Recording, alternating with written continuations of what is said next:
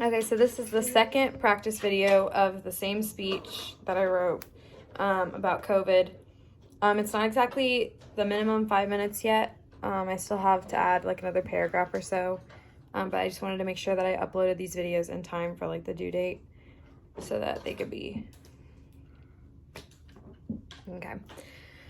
Okay, COVID has become one of the deadliest viruses known to mankind.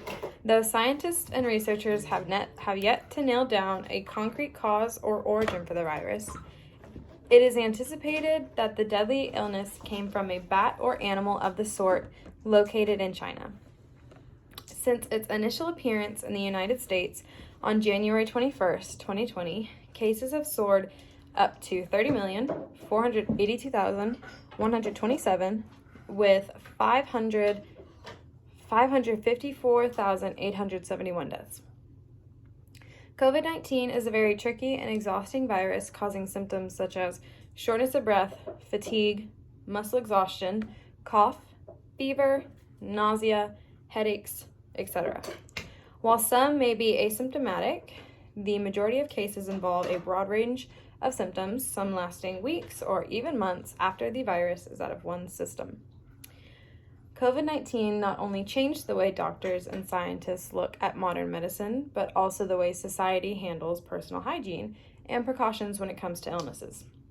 Whereas before, when an employee or person of interest were to catch a cold, many places of work would find a way to exploit the worker and keep them working, which is what happened a lot during the pandemic, during the lockdown.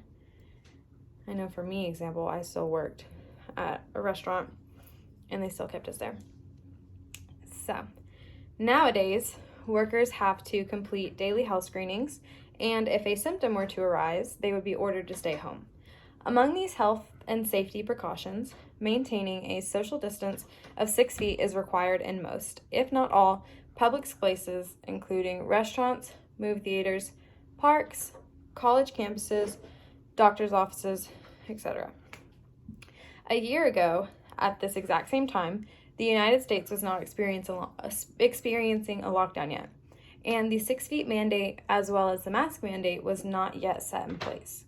Restaurants and other businesses such as bars, nightclubs, and schools were forced to temporarily shut down in mid-March of 2020. High school seniors set to graduate in the spring of 2020 were exiled from school and required to continue their schooling online.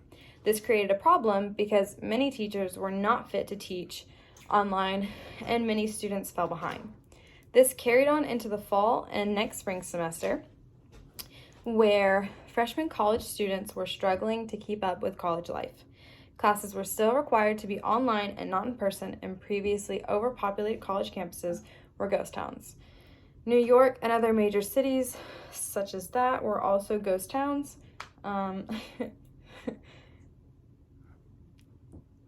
Cool. Something many speculated might occur due to the lockdown mandate was a spike in the birth rate for 2020. Though it proved to not be as big of a predicament as it anticipated, the U.S. still saw a rise in the annual birth rate, with many newborns being born at the beginning of the lockdown.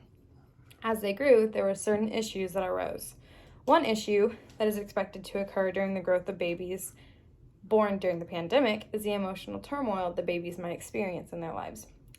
It is expected that the babies born will be antisocial, easily fearful, and/or sad, and seek less pleasure in life. While this may not be the case for each and every baby born during the lockdown, it is safe to speculate that a large group of babies will be facing long-term trauma. Another example would be mothers who were in lockdown and experiencing a lot of stress due to fearing COVID, and also the fact that a lot of mothers had to go to their own doctor's appointments alone because their husbands or their partners or whoever else couldn't be in the same room as them. And that was also the case with those dying of COVID in hospitals. They were not allowed visitors, so their last words were said through things such as FaceTime. So that definitely causes long-term trauma.